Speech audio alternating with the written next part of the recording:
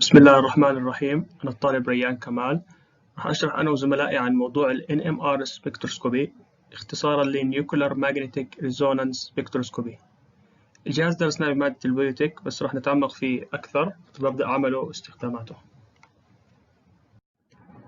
What is NMR spectroscopy? ال NMR spectroscopy is a powerful analytical technique that used to characterize organic molecules by identifying carbon-hydrogen framework. الجهاز تبعنا عبارة عن أداة بحثية بتستغل الخصائص المغناطيسية لبعض النوى الذرية، وكذلك بيحدد لنا الخصائص الكيميائية والفيزيائية للذرة أو الجزيء. وهي سريعا صورة عن الجهاز تبعنا. استخدامات ال NMR سبكتروسكوبي: واحد، بيستخدم بالكواليتي كنترول. ثانيا، بيستخدم عندنا بمجال الريسيرش ليحدد محتويات ومدى نقاء العينة المراد فحصها. ثالثاً، يستخدم لدراسة الخصائص الفيزيائية للجزيئات ك conformational exchange، phase change، solubility والديفيوجن. في عندنا two common type لل NMR spectroscopy. واحد، ال HNMR، هو بيحدد وبيعتمد على ذرة الهيدروجين بالجزيء. هذا النوع بيستخدم لتحديد البكتيريا وتقديرها ودراسة المسارات الأيضية لها، وتم إجراء العديد من الدراسات باستخدام هذا النوع لتشخيص البكتيريا المسببة لالتهاب المسالك البولية. النوع الثاني عندنا اللي هو ال CNMR سبكتروسكوبي. هذا النوع بيعتمد على ذرة الكربون في الجزيء. بشكل عام السورس للجهاز تبعنا هو الراديو ويفز، وخصائصها هي طول البوجي وصغر التردد والطاقة تبعها، لأنهم نسبتهم عكسية. الراديو ويف تبعتنا ذات الطاقة الصغيرة بتتفاعل مع الجزيئات، وهي كفيلة بأنها تغير مسار الدوران للعنصرين اللي هما الكربون والهيدروجين اللي بيستخدموا بهذا الجهاز. السلام عليكم، معكم الطالبة السرحان، ورح أبدأ أشرح عن المبدأ العام لل NMR spectroscopy، حيث يمكن تلخيص هذا المبدأ بعدة خطوات. أولها إنه في عنا نوى أو جزيئات تمتلك شحنة ودوران خاص فيها، بالتالي حتتصرف تصرف المغناطيس. وإذا طبقنا مجال المغناطيسي على هاي النوى وقسنا الأمount of energy that necessary to put nuclei in resonance، رح يبدأ ال operation of NMR spectroscopy. وزي ما بنعرف إن النيوكليوي سواء كانت بالshielded أو بالdishielded electronic environment رح تحتاج طاقة to bring them into resonance. بالتالي ال NMR spectroscopy رح يوفر لنا signal أو peak تبين الطاقة اللازمة to bring each nuclei into resonance. ناخذ بعين الاعتبار أن الذرة أو الجزيء الأساسي اللي بيشتغل عليه ال NMR هو الهيدروجين، حيث يعرف بأنه بروتون بيحتوي على إلكترون واحد يدور حوله، كما أنه هالهيدروجين بيمتلك سبين بعطيه سلوك المغناطيس. في عنا ذرات تعمل عمل الهيدروجين أو عمل المغناطيس مثل الفسفور والفلور والنيتروجين والكربون، حيث بيكون فيهم عدد فردي من البروتون أو عدد فردي من النيوترون أو بوث. بالتالي إذا عملنا على تطبيق مجال مغناطيسي خارجي رح بصير عنا energy transfer between the base energy level to higher energy level. بالإضافة إنه لما energy transfer takes place at wavelength that correspond to radio frequency and when the spin returns to its base level رح نحصل على emitting energy بنفس تردد الفريكونسي. بعدين رح نقيس ونعالج الإشارة طبقت لنا هال ترانسفير ونطلع قيم ال NMR spectrum. لو اجينا نختصر مبدأ ال NMR spectroscopy بثلاث خطوات، رح نبدأ بال polarization of magnetic nuclear spin applied in constant magnetic field. بعدين رح بصير عنا perturbation or oscillation of nuclear spin by radio frequency. بعدين رح نعمل على investigation of electromagnetic wave that emitted by the sample.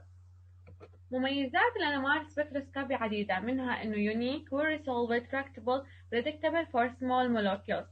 سو قدرة ال NMR إنها تحل محل الكواشف اللونية وقدرة على تحديد هوية الجزيئات، بس للأسف في شوية disadvantage إنه بده كمية كبيرة من purified substance تقريبا من 2 ل 50 ملي جرام، وكان في شوية صعوبات بال NMR بعملية ال analysis of solid، حيث بده زاوية مخصصة ومرات ما بتعطي well resolved spectra، ولهيك العينة لازم تكون dissolved in solvent. بالإضافة إنه غير مناسب لمراقبة الظواهر السريعة لأنه التايم سكيل إله is relatively long. My name is Malak. I would like to talk about some applications used by NMR spectroscopy. The innovation of NMR spectroscopy has been within the field of protein NMR spectroscopy. The common goal of these investigations is to obtain high resolution 3D structure of the protein, similar to what can be achieved by X-ray crystallography. NMR spectroscopy is limited to proteins smaller than 35 kilodalton. How we can detect 3D structure of the protein? Protein nuclear magnetic resonance is performed on aqueous samples of highly purified protein. The sample consists between 3 to 600 microliters with protein concentration. Then place the sample inside a powerful magnet sending the radio frequency signal through the sample.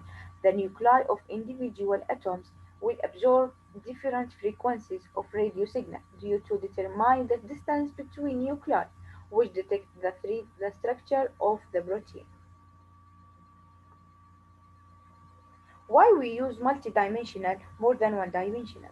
In large molecules, such as proteins, the number of resonances can be several thousands, and one-dimensional spectra has incidental overlap.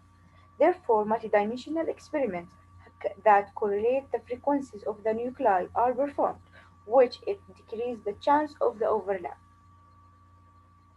Another application that use NMR spectroscopy is nucleic acids to obtain information about the structure and dynamics of polynucleic acids, such as RNA or DNA.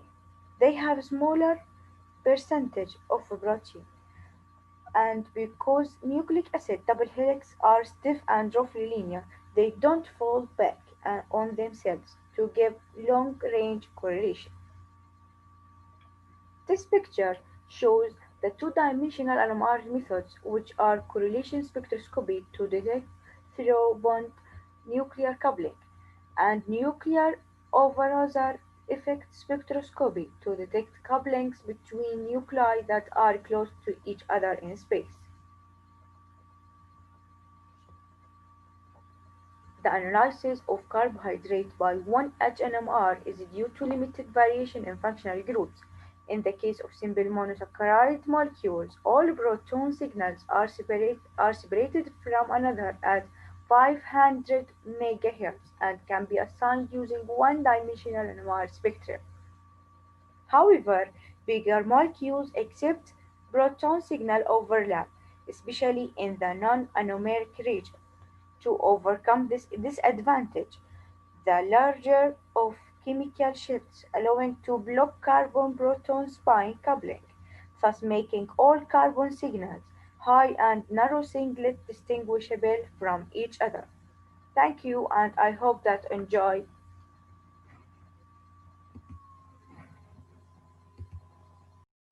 Hello everyone, I'm Shaima Mahasneh and I'm going to talk about the magnetic field decreasing, the chemical shift and the influencing factor on the chemical shift. The effective magnetic field become less than the applied magnetic field because of the shading by electron in the neighborhood, so the applied field require an increase to bring about resonance. The chemical shift is a phenomenon referred to the signal intensity alterations seen in a magnetic resonance imaging that result from inherent differences in a resonant frequency of a processing proton. It is clear that an NMR spectrum cannot be obtained in an isolated nucleus. Therefore, it is necessary to use a suitable standard which can be defined the degree of a shielding or deshielding of a nucleus in a different chemical environment. Tetramethylsilane is an ideal reference for reporting chemical shift due to the difference group. Chemical shift is a dimensionless quantity and its magnitude is a very small comparison to the applied magnetic field or frequency. For this reason, it is multiplied by the 10 to the power 6 and reported in a part per million ppm, it is clear at the bottom of the picture. The chemical shift scale ranges from 0 to 12 ppm and it is increased to the left along the x-axis. Influencing factors on chemical shifts. Electronegativity is the first one. Electronegative atoms present in a molecule tend to draw the electron density toward themselves and shade the nucleus. As shown in the picture, the absorbance of a carbon next to oxygen atom was shifted even more to the left than carbon next to the nitrogen atom. So, the more electronegative the neighbor, the greater the effects. So, an increase in electronegativity of the surrounding group will result in increasing in a chemical shift value because of the shading of a nucleus. In the result, the more electron density present, the further upfield the shift in the spectrum, and the less electron density present around the atom, the further downfield the shift. The second factor is anisotropy. It is the property of a molecule where a part of molecule opposes the applied field and the other part reinforces the applied field. The chemical shifts are dependent on the orientation of neighboring poles, in practical, the double bond. Anisotropic shifts are useful in characterizing the presence of aromatic and other conjugated structure in the molecule. The last factor is the hydrogen bonding. The resulting deshading leads to higher value of a chemical shift. This confirms the presence of a hydrogen bonding in the molecules that results from the presence of electronegative atom in the neighborhood of protons.